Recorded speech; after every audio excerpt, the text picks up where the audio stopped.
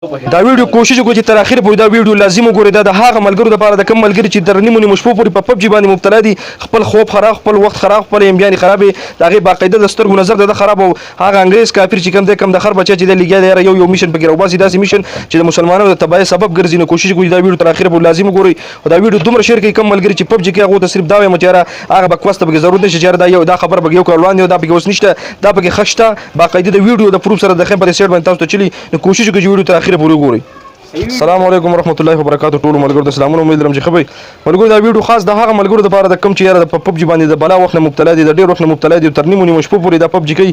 نو هغو لپاره دا ویډیو لازم یاره کوشش وکړو چې دا ویډیو تر اخره پورې وګورئ چې یاره هغه انګریز د خر بچي هغه کوم چې کمسل د کمسل بچی ورته وایي چې یاره د دې دین دغه پورې خندا کې په مسلمانانو پورې یو پیشاړ او مذاق او یو سیس پکې راوباسي.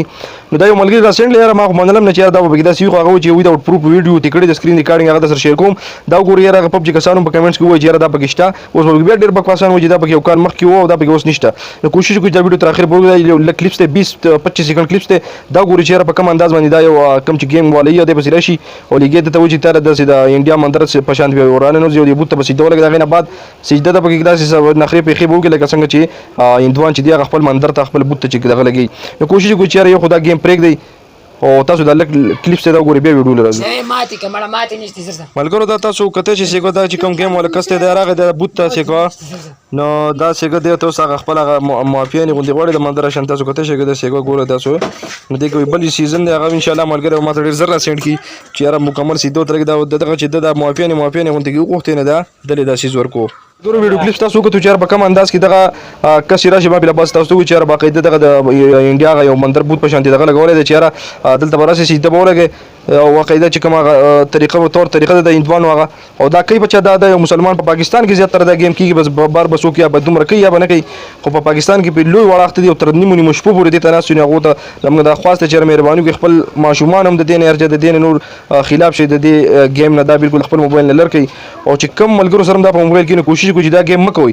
څومره چې تاسو دا ګیم کوئ نو دومره دا هغه چې کوم انکم راځي په ډالرو په حساب باندې هغه دغه هندو ته ځي، دغه کافر ته ځي، دغه انګریز کافر ته ځي، د هغه پکې پیدا کېږي.